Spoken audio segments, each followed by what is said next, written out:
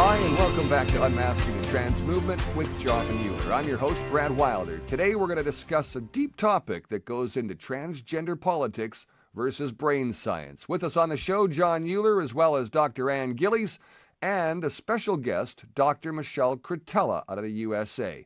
We'll be back with more right after this. Do you notice a change in your child? Do you wonder what's going on with my child? Do you finally see something others have been seeing for some time now? Do you see the ideology and indoctrination after your child returns home from school every day? Do you see? Yes, you do see the harm and the confusion they are causing. Do you see the role they are playing on your child's life and development? Do you see? Yes, you see now. And now you have questions. At Unmasking the Trans Movement, we're here to help answer those tough questions you can't ask anyone else, or answers that are hard to find. We discuss the many topics of this evil agenda indoctrinating our children into a world of self-destructive deviance, constant medical care, and human degradation.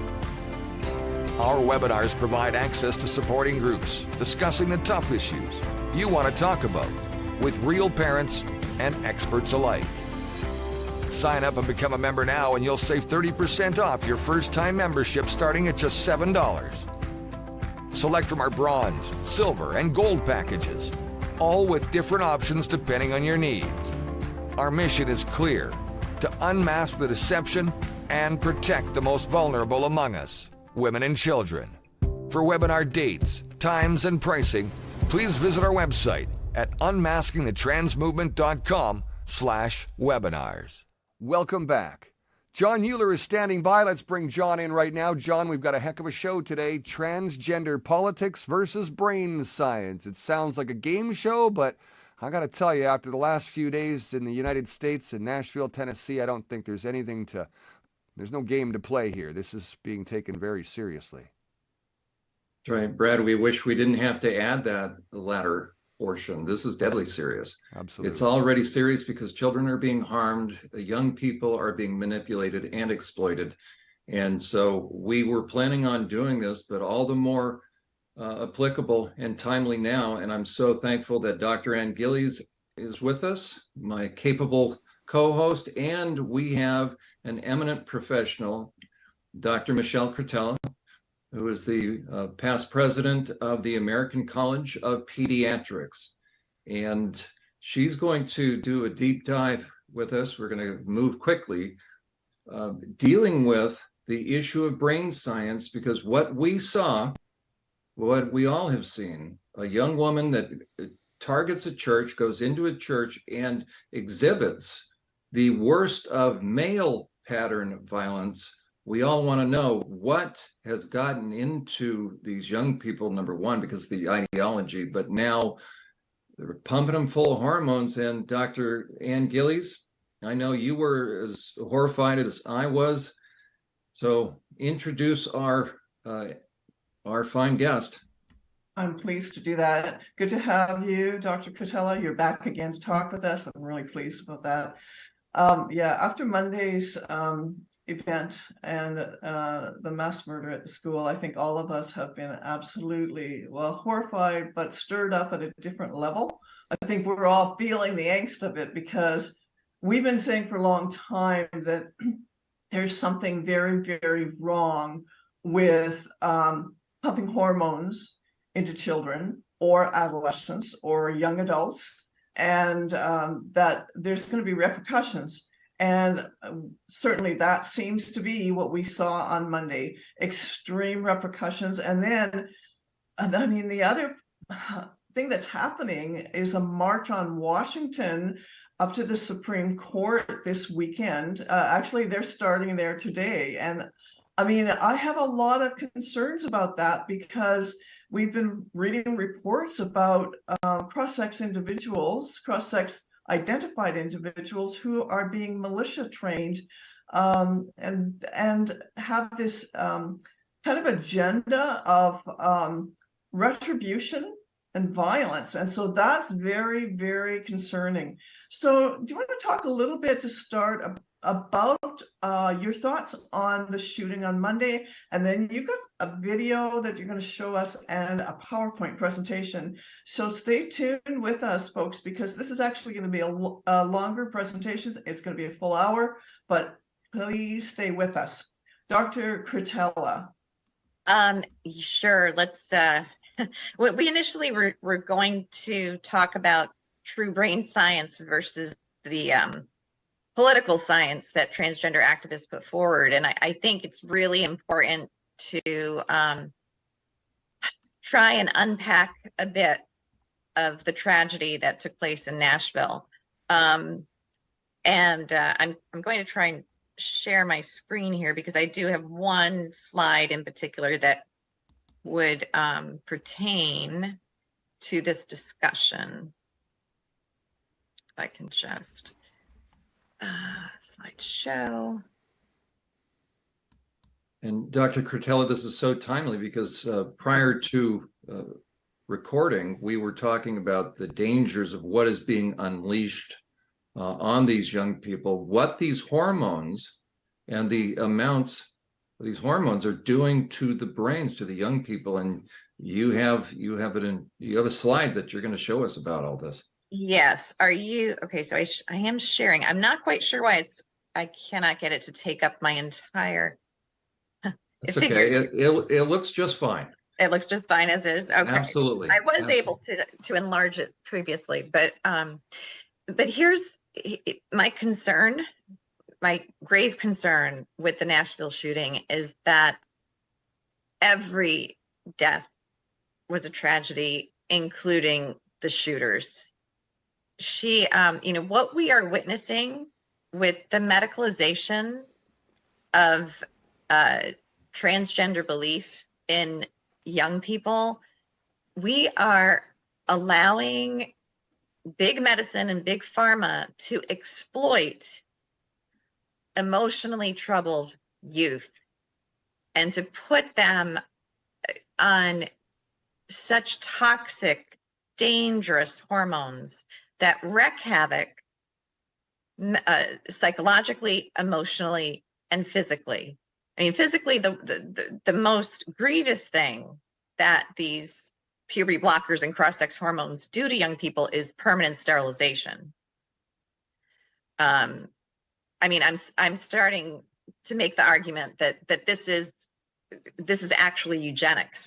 We're attacking big medicine, and big pharma is targeting a class of emotionally troubled youth. We have at least 3 studies now to indicate that the vast majority of young people in our current day and age, the vast majority who come to identify as trans, have on average 5 traumas in their childhood and or severe mental illness present before they ever express or exhibit any sign of gender dysphoria or cross-sex behavior. So Audrey Hale, who renamed herself Aiden, has already been acknowledged to have been under the care for a mental illness, in addition to having a transgender identification. She was a highly, highly vulnerable individual who, on top of it, very likely was also on testosterone. And this slide that I have up for you, they say a picture's worth 1,000 words. Children and young adults who believe they are non-binary or trans, when they are female, are put on 10 to 14 times the normal level of testosterone for a female. And what this chart is showing, it was created by my endocrinologist colleague, Dr. Michael Laidlaw. The small blue bar represents the normal level or normal amount of testosterone for an adult female. The gray bar represents a very common disorder known as polycystic ovary syndrome. Polycystic ovary syndrome is associated with hirsutism or body hair, increased body hair, acne, irregular periods, as well as aggression and depression.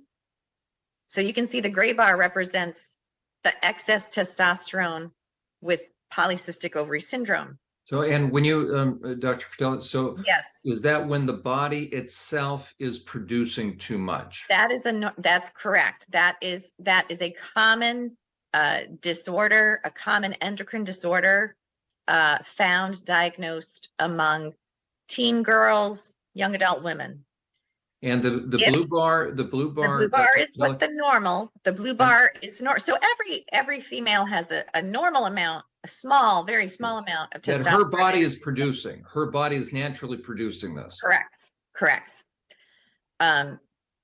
If a woman has an endocrine tumor, a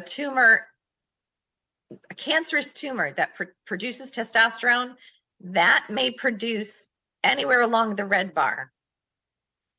If a woman believes, or a girl, so a young girl, anywhere from ages 8 on up, girl or woman believes that, oh, I'm trapped in the wrong body, I want to transition. She gets put on a level of testosterone that is as high as a cancerous tumor. So this just puts it in context. This is what we are doing to emotionally troubled girls and women who are physically healthy prior to big pharma making gobs of money off of them. This is like treating them like lab rats. Oh, worse. Yeah, it's worse than lab rats. So this one, and I didn't do the research myself, and I haven't. I need to double check it, but one of my colleagues has started combing through various search engines looking at mass shootings. Mass shootings, virtually all of them, are typically carried out by men who grew up in fatherless homes. And I think so far we've identified this Nashville shooter. She's perhaps the second woman. But what's very interesting, so my colleague found 2 other reports in the last 10 years. And the 2 other reports, one was another female who identified as trans, and the other, my colleague isn't certain, it was another trans identified individual, but she's still trying to track down, was it a male who identified as female? So given what we know testosterone, exogenous, this synthetic testosterone does to, it'll drive, excess testosterone in a man will drive him to anger, aggression, violence. So to give hefty doses of testosterone to a woman who's already struggling with mental illness, issues of wanting to harm self, etc., that is going to increase both her suicidality and her homicidal impulses, and give her more physical strength as well to carry it out. So this is criminal on so many levels, and big medicine, big pharma, and our government and big tech are all complicit. This is a tragedy that never should have happened. Very good. So would it be fair to say, Dr. Cretella, that no competent professional, especially in the medical field, that no competent professional would ever think about doing this to a minor, let alone an adult, but a minor?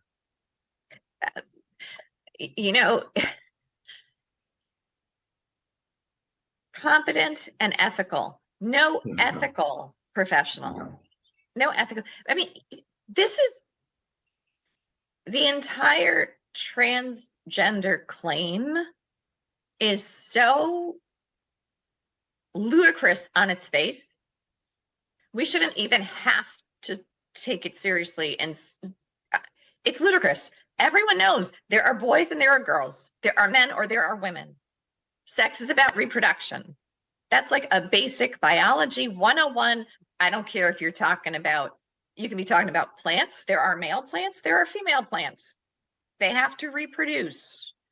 The male, whether you're talking plants or animals, the male is that organism of the species that donates genetic material during the reproductive act. The female, whether you're talking plant or animal, is that organism structured in a way to receive genetic material during the reproductive act. So we all know, everybody knows the truth. It comes down to ethics. Are you going to harm someone for money? Are you going to harm someone rather than be canceled? Yeah, it comes down to ethics. So, Dr. Cretella, this past, I guess it was last week, Dr. Susan Bradley made a very powerful statement. She said, we were wrong. And Dr. Bradley, many years ago, almost 40 years ago, I guess now, would have been one of the ones who started the gender clinic in Toronto. And so now she is saying we were wrong. We were wrong about puberty blockers. She isn't talking so much about hormone therapy, but we're wrong about puberty blockers. And one leads directly to the other if the child starts puberty blockers young. And on this chart, you were saying 8-year-olds. Now, to me, I want to. This makes me really irate. Yes, because here in the United States, it's like a Wild West. There, we have Joanna Kennedy Olson. I believe she is with LH. I think she's with LA Children's Hospital. We could Google her, but Joanna Olson Kennedy, J-O-K, Joanna Olson Kennedy is a pediatrician who specialized in adolescent medicine and became, she ended up getting married to a woman who is a trans man. And that individual is a psychologist. The two of them together are two of the foremost promoters of medicalizing children. And Joanna Olson Kennedy got the NIH to accept that, yes, children as young as 8 may be put on puberty blockers and cross-sex hormones together. Yes, it could be separately, it could be together. You know, we can't be too concerned about ages. It should go by Tanner staging. All of this is baloney. The bottom line is an 8-year-old child does not have mature, in very rare cases, the vast majority of 8-year-old children do not have mature ovaries if they're girls or mature testicles if they're boys. And you put them on a puberty blocker at that time, you are freezing them down before they have mature reproductive cells. And whether you put them on the cross-sex hormones together at that time or add the cross-sex hormones a few years later, you are permanently sterilizing them. So they're these are very I'm just going to say it. These are very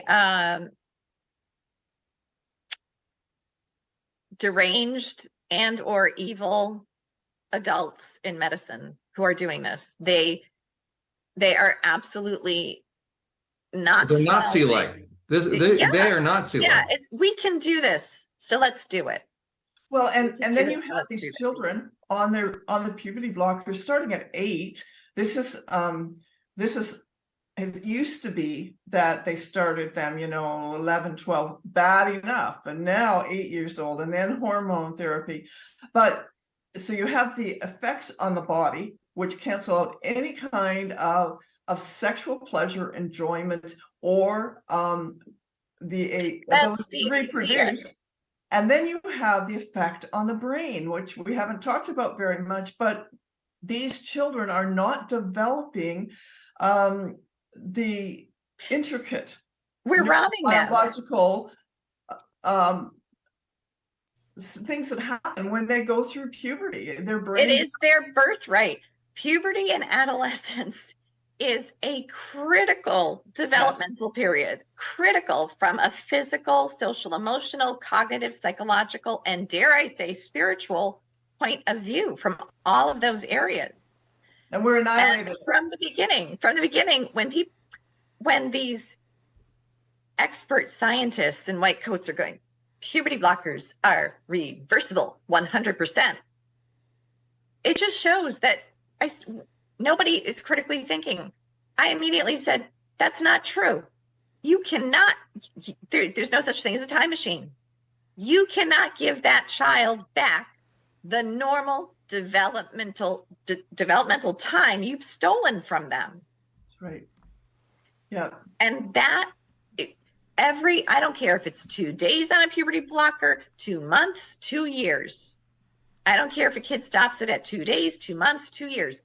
They have been damaged by the fact that you have stolen time that they could have had in normal development.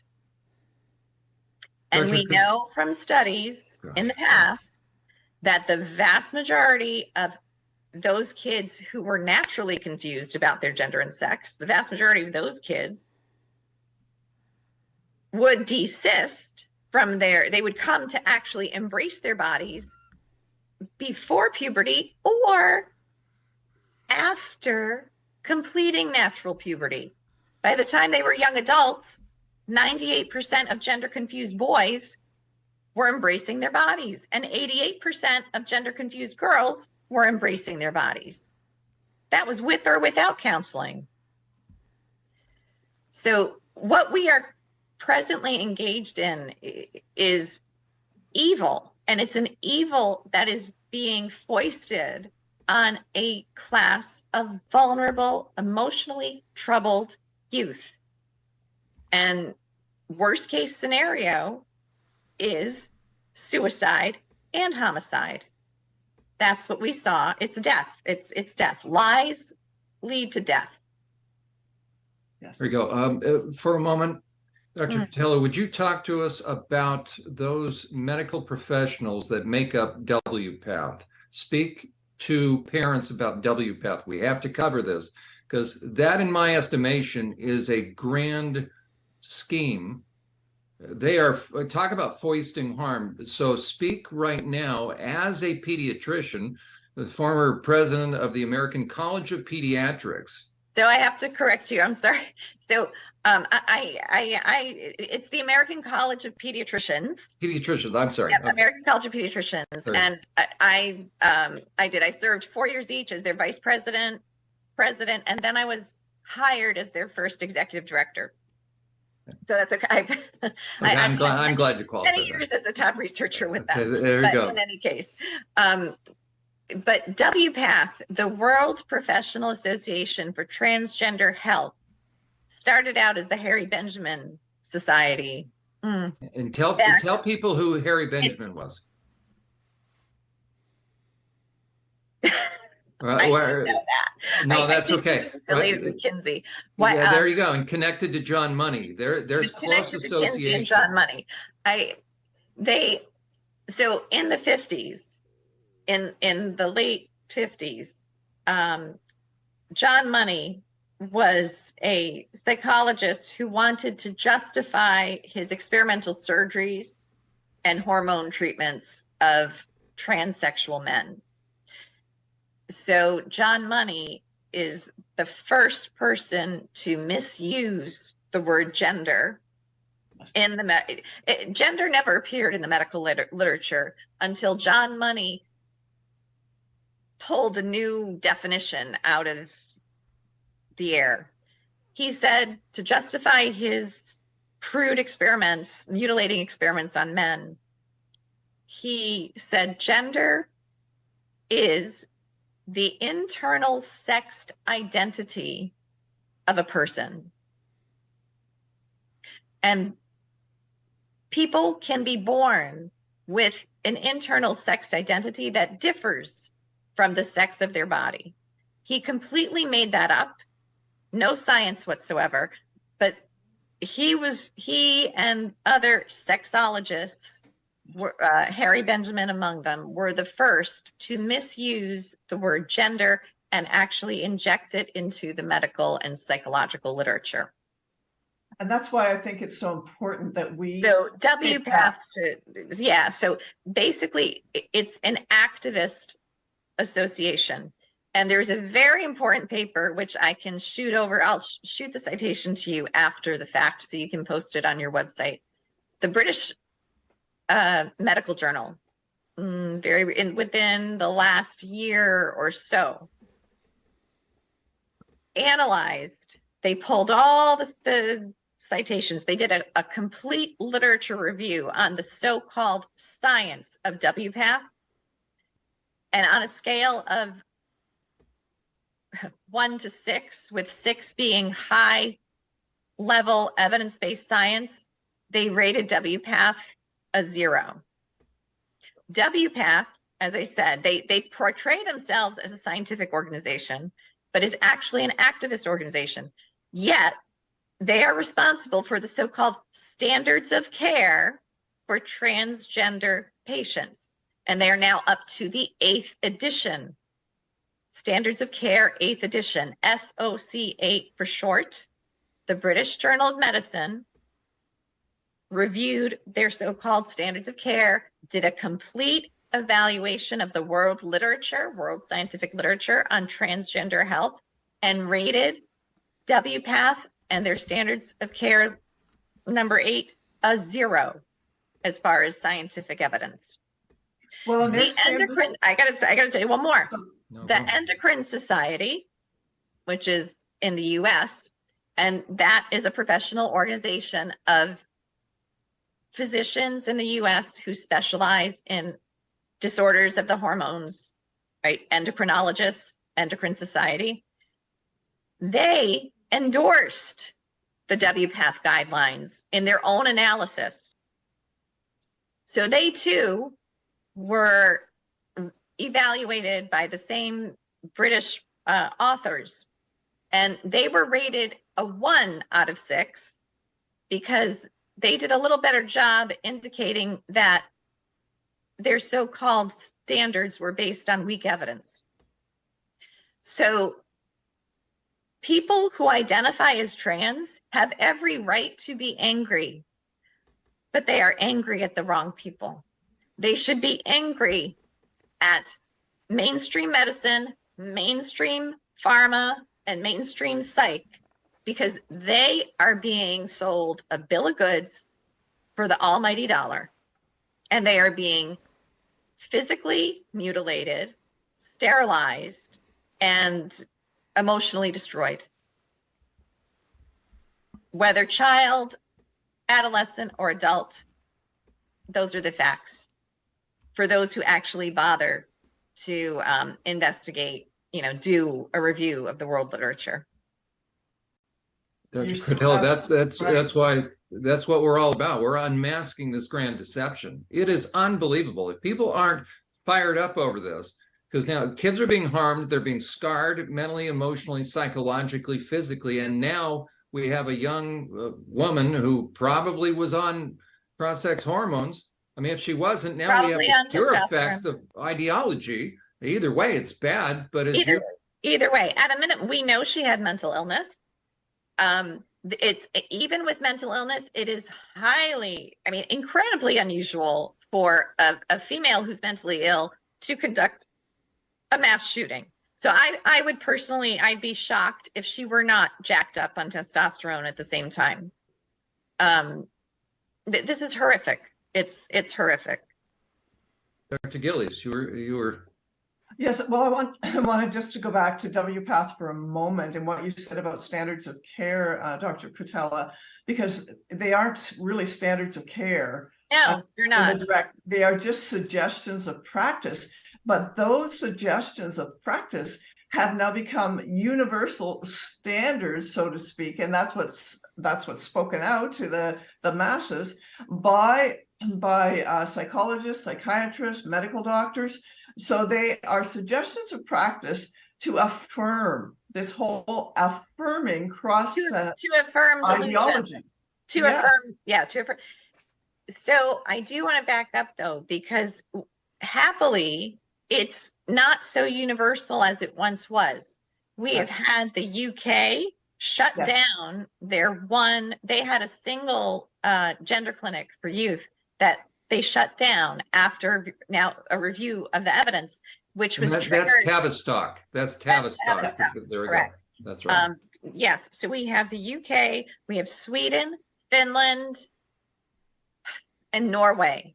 Those four have drastically done an about face on allowing transition for youth. It's still full steam ahead for adults, but when it comes to youth, those four, the UK, Sweden, Norway, what was the other one I said? Finland. Thank you, Finland. Yes. Sweden, Norway, Finland, and the UK. Those four have said intense psychotherapy, an intense psychological evaluation of the individual youth and their families, and intensive psychotherapy needs to be pursued because the vast majority of these youth, as I said before, have traumas in their childhood and or severe mental illness, which is not being addressed. And it is the traumas in the childhood, the severe untreated mental illness, that is triggering both the suicidal ideation and the gender dysphoria or the trans belief, with a lot of help from the internet and all the propaganda, right? You're basically dealing with a class of emotionally troubled youth who are being told, oh, everything, all the badness in your life, it's because you're trapped in the wrong body. Here, we will affirm you. We'll be your new glitter family. Everything's rosy on this side of the rainbow. Without the internet, we would still have this class of emotionally troubled youth, but we would not have the 5,000% increase in kids and young adults presenting for body mutilation. So that's the real crime. Dr. Cretella, there's so much for us to talk about. We were going to analyze video of brain science. Maybe if you're okay, we'll have you back. We should go. Yeah. How about if I well, what we'll do is let's focus on your PowerPoint right now. We'll go as far as we can go. If you're okay coming back, maybe in a moment or two, because what we were going to look at. So I'll just have you speak to that. There's a lot of videos out there that say that there's a transgender brain. What say you? Absolutely not. Here. So on the video that you asked me to comment on, these two young adults, first of all, I have to mention this because the first thing they say is, oh, it's so hard and terrible. You know, it's so hard to be a transgender person in today's culture. Who would ever choose that? Clearly, see, it's not a choice. So I want to point out that is a logical fallacy. And this is because our young people are not taught how to think anymore. You know, they're not taught critical thinking. It is the fallacy of the excluded middle. Here's why. Dr. Cretella, do you want to stop sharing your screen just for a moment? We'll bring up all of us just so we can see all of us large, and then we'll go into the PowerPoint, because I really want people to absorb what you're saying right now. So sure. So people will allege it is so difficult to live openly as a trans person. I won't, and I'm not going to debate that. I'll give you that. I will say, fine. I will say, yes. Okay, I'll buy that. So who in their right mind would choose to be trans? Clearly, they're born that way. Stop. Here's what you said. Here's what's implied. Our feelings and behaviors are often difficult. Our feelings and behaviors are either 100% chosen, or else our feelings and behaviors are 100% inborn. There's another option that you are excluding. What if it's a combination of things? What if our behavior and our feelings are actually learned, influenced by our relationships, our experiences, whether or not we're traumatized, whether or not we're affirmed as a loved son or daughter? What if our biological substrate is impacted by the environment? What if it's environment, biology, and free will choices we make? Well, that in fact is the true answer that has been backed up by decades of science in behavioral psychology and behavioral genetics. Okay, so the logical fallacy of who would choose that? It must be inborn is the fallacy of the excluded middle. The truth exposed by science is that all behavior, urges, feelings, yes, we're all made of DNA. So yeah, our DNA contributes something to our behavior, but our DNA does not determine behavior. So the devil doesn't make us do it.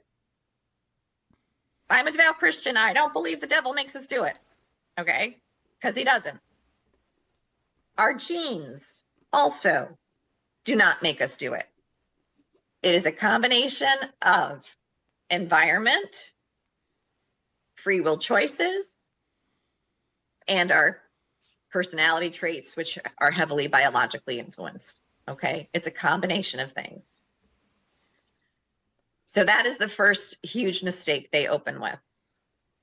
And then they point out, I was surprised, I think they only quoted 1 or 2 studies. I've come across only a handful of brain studies in the literature, which claim to show that people who identify as transgender have brains that are more similar to people of the sex they identify with. So what's interesting about this handful of studies, however, is that they're all very small and not one of them corroborates the other. So in good science, if I have 5 studies investigating the same hypothesis, if those 5 studies are of high quality and with a large enough population of subjects, I would hope that at least, I would hope to have those 5 studies corroborate one another to find the same difference. That is not what happens. That's not, in fact, not one corroborates the other. They all claim to identify a different difference. And they're all very small studies. And they're all only snapshots of adults. So, in fact, they prove nothing. But I will give the opponents, I'll say, let's pretend they're good studies. Let's pretend they're good studies. And that's where I would bring up my slides to take the viewers through this logical thinking now and scientific thinking. Actually, Dr. Cretella, if you want to bring them back up now. Sure. And we're gonna, let's see. All right. Can you all see, again, I apologize. I don't know why. It's okay. I think it's fine. So let's just proceed. Right. You're good. You're good. Oh, wait. From current slide. How's that? better? We can still see the thumbnails, but what that means is people have to come back when you come back, and they're going to have to get the rest of it. There's a lot. Yeah, we're fine. Honestly, you're okay. good. So the politics of brain studies, right? So how many of you in the audience have heard about the anorexic who has the brain of an obese person trapped in her head? Right? I know, Dr. Gillies, John, have you heard about the obese brains being trapped in the, heads of anorexics? I don't think so. I haven't seen it. But guess what? There are many, many replicated brain studies of young women and also some young men who have anorexia nervosa. And lo and behold, their brains look different from the brains of people who do not have anorexia nervosa. They must be they're born anorexic. No, they're not born anorexic, right? Mm-mm. And no, they don't have obese brains trapped in anorexic bodies. Yet, this is the kind of illogical reasoning transgender activists expect us to swallow. So the transgender brain studies, there are far fewer, they are lesser quality, and they don't replicate each other. Yet they claim that there's a girl brain trapped in the boy body, or a boy brain trapped in a girl body. Alternatively, there's one study that came out and said, oh my goodness, we don't see any differences between people with trans identification and people without trans identification. You know what we see? Everybody's got a mosaic brain. That study was completely debunked. So what is going on? All right. In this slide, I take you through the genetics to demonstrate why no baby's born with the wrong brain. And then we'll get into the facts of where these apparent differences may be coming from. So from fertilization,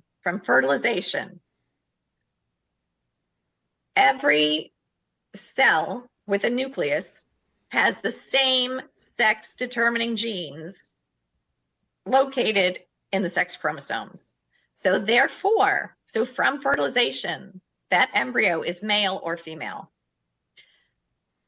Male brain tissue and every brain cell has a nucleus. So if at fertilization, it's XY chromosomes, those XY chromosomes and their sex determining genes are in every single brain cell and every single body cell of that embryo, which grows to become known as a fetus and then a newborn infant. They are genetically different, and they are also microscopically, even physiologically different as the child gets older in the womb and outside the womb. All right. In the case of a male embryo, once the male embryo gets to 8 weeks gestation, is a fetus, the testicles have formed and they start to produce testosterone. A female fetus does not have testicles. She does not produce testosterone. Well, she does not produce the levels of testosterone that a male fetus produces. The male fetus at that stage is having every cell in his body, every brain cell in his body bathed in testosterone. Not so for the female fetus. So when these babies are born, they are born with, the male fetus has a male brain. The baby female fetus has a female brain. Barring I'm not talking about exceptions like, the mother was exposed to testosterone. Even in that case, let's say the mother of a girl baby was exposed to testosterone, that may cause some masculinizing features, like the phenotype, the external features may change, it does not change the baby girl's DNA. Her sex does not change, and it is not going to predetermine her thoughts or feelings. Dr. Cretella, I'm aware of the clock. This is unbelievable. We've had to, in my estimation, we needed to set the groundwork for what you are going to share. Would you be willing to come back? I know you've mentioned you would be willing to and are going to plan on doing a webinar for us where you're going to be able to spend intensive time methodically working through this. That might be the ideal. Yeah. I can say just quite simply to wrap up this topic quickly would be the brain is like a muscle. The more you exercise one area of the brain, that area of the brain will change. It's called neuroplasticity. And you are absolutely right. To do this topic justice, I would have to come back. But suffice it to say, the transgender activists are playing politics. They are not preaching authentic brain science. And I'm the one that directed us into, because we needed to, right? How much information do we need to cover? We have to. So it certainly lets people know that Dr. Cretella has an entire presentation. We're going to be doing a webinar. We're actually going to have Dr. Cretella be our first webinar. And people need to know, parents need to, and lawmakers, people need to know, Dr. Cretella, what you know, what you're going to be sharing, but how invaluable is it that you came on the program again and spoke to the issue, because we have that young gal that went in, it became a shooter. And as you disclosed how much testosterone that this young gal was probably on, and it's because of this ideology and those unethical medical practitioners, or those that are supposedly doctors, that they're harming these kids, and now they're placing society at risk. Mm-hmm. And it's just shocking. And we have so much. We had an entire video. We'll have you back. We're going to walk through that video that you referenced, just so people can really get the feel of the propaganda that is being pushed. Yes. That'll be excellent. Right. And Dr. Gillies, I'm in the U.S. You and Brad and Dr. Cretella, we're from the U.S., but you and Brad, you're from Canada, and the science has been ignored, and people now are dying because of what is happening. And you and I spoke to what was happening in Canada. So I'm so appreciative that you're here. You've written a book. You're a trauma professional, and I'm just very appreciative that you're here. And I'll let you then hand it over to Brad. So have the last word, Doctor. Well, yes, I don't need the last word, but I am excited, Dr. Cretella, that you're going to be addressing neurobiology, because this is such an important topic when we consider these young children. Even if they are not going to be put on puberty blockers and hormones, their brains are already being redirected neurologically. Neural pathways, new neural pathways are forming in their brains through the educational system. And the things that they are being taught, it's all part of this bigger agenda, I'll call it an agenda, to sexualize the children, and also then to confuse them and to push them then into this whole idea that they could be cross-sex identifiers. And so while trauma has typically been the biggest, I would say, push into some other kinds of sexual experimentation or orientation or identification, what we're seeing now is there is still trauma, but there's also this high level of actual suggestion that's changing the neural pathways in the brain. So I am so excited you're going to be talking about that. Dr. Well, Cretella. thank you. Oh, there you go. Go ahead, John. Brad. Okay, Dr. Cretella, I wanted to, as the director-producer guy, I've got a quick question myself today. And, one of the things that crossed my mind as you were going through all of this was something simple and easy.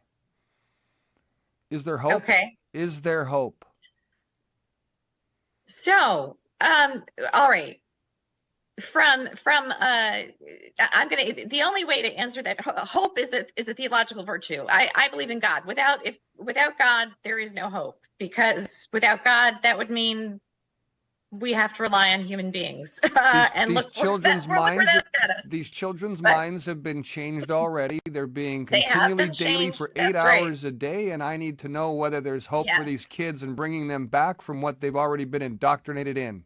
So, from the science, from the neuroscience, yes, there is hope.